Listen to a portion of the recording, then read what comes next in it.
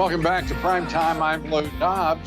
The Biden administration has taken multiple pages out of the book on political activism, and the fact is, under the Department of Homeland Security, there is something now called disinformation that is turning into a major project and initiative for the Biden administration.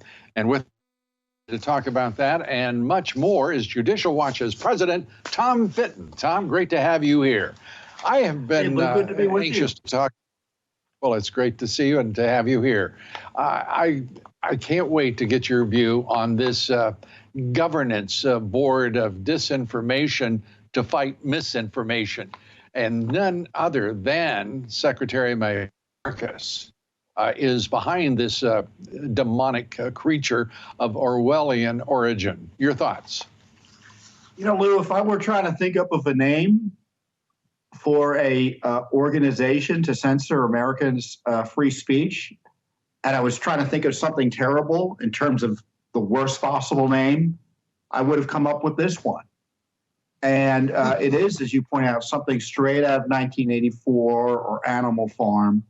It's run by political operatives who are close to Biden, who have a demonstrated record, specifically the staff director or executive director named by Biden, Nina Jankowicz, is a notorious anti-Trump activist, attacked Trump for raising questions about the Wuhan lab, was essentially comparing him to a tree weed when that needed to be lobbed off.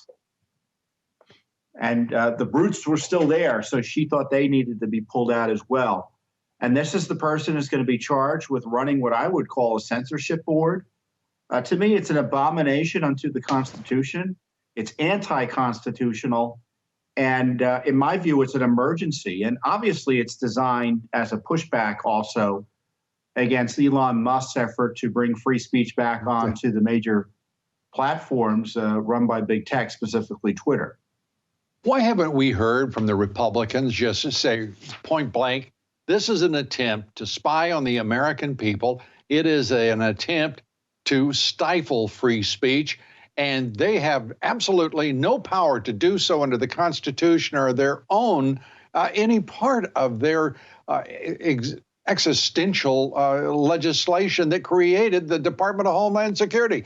This is already a monstrous department that is absolutely a joke in most of its parts. Well, you know, Lou, the more things change in Washington, right? I mean, we've had this discussion over the years. You have individual members of the House or the Senate who say the right things, try to do the right thing, but if the leadership is not behind them, they're basically out there on their own and not much will get done. So you have leadership in both the House and the Senate of the Republicans that are good on some issues, but on these issues of corruption and holding government officials accountable, they have little interest. Yeah, they have little interest and no sense of responsibility. I am really beginning to think that the crisis goes beyond political corruption. It goes beyond corruptions of all sorts in the rancid swamp. We have a Congress, a Senate, nearly every branch of our government seems to me to be wholly misled and secondarily lazy and indifferent to their responsibilities and the American interest, the national interest, and the welfare and the lives of the American people. Because this board, if it is permitted to be created, is an affront, as you said, to the Constitution. But it could stifle speech at will wantonly. Well, you know, and this is just kind of the natural endpoint or progression of what the administration's been saying. Remember, they targeted parents for daring to speak out against critical race theory and other abuses and demanding transparency for their school children in schools. And then they escalated. DHS started suggesting that anyone who raises questions about COVID or elections or terrorists. And so now we've got this further escalation where the Biden administration started calling big tech executives into the White House to tell them to censor people more. And now the DHS follows up again with this in response to this move, I think, by Elon Musk, with an official agency operation that is charged with censoring people. And it's not clear what they're going to be doing. But whenever you hear misinformation or disinformation from the left, what you should substitute the phrase free speech. And so they're going to use the government to counter our speech. So, you're talking about Congress fiddling on all sorts of major public policy issues. And I think the crisis here, Lou, is that you've got our republic is under attack by a rising communist totalitarian left.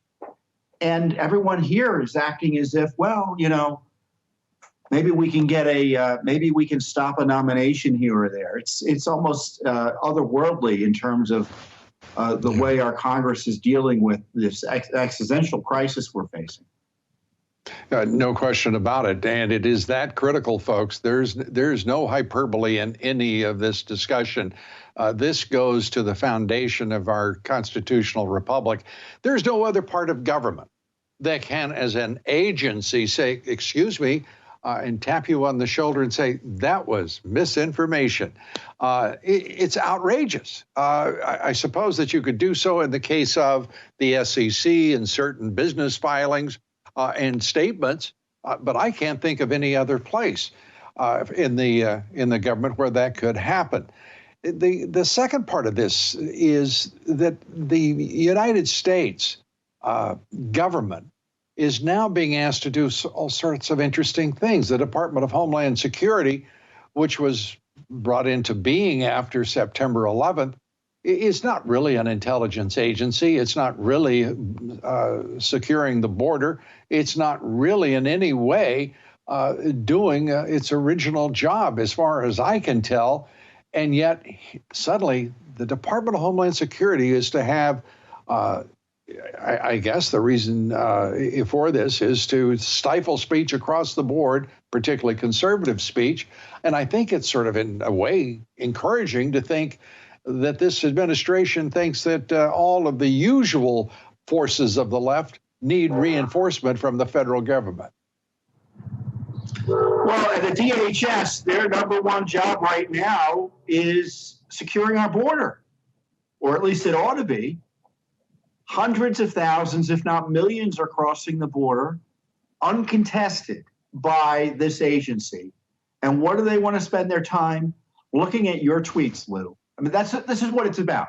It's targeting people like you, targeting people like me, scaring regular Americans from even asking questions about government policies and programs, because this is what it's always about. It's not about, oh, you're saying terrible things about other people in your hometown.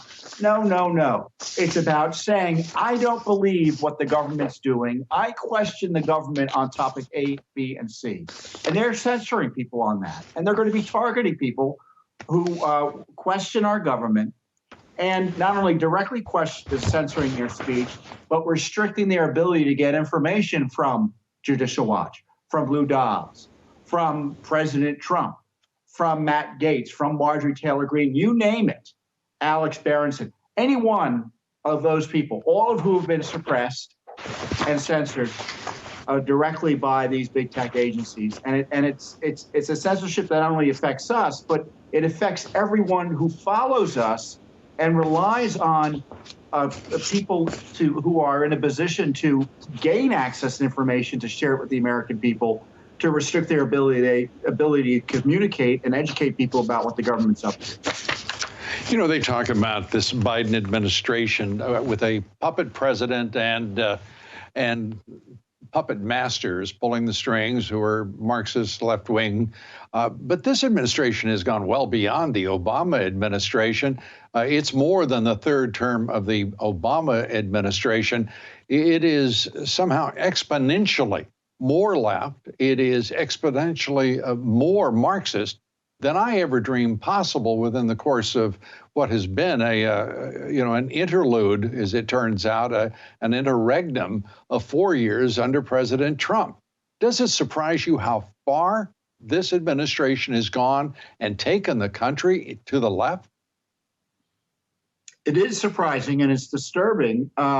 We've seen, there's always been this Marxist element, this far left element in the in academic institutions, in the activist left. We've always understood that, and the Democrats have rightly kind of kept them in check.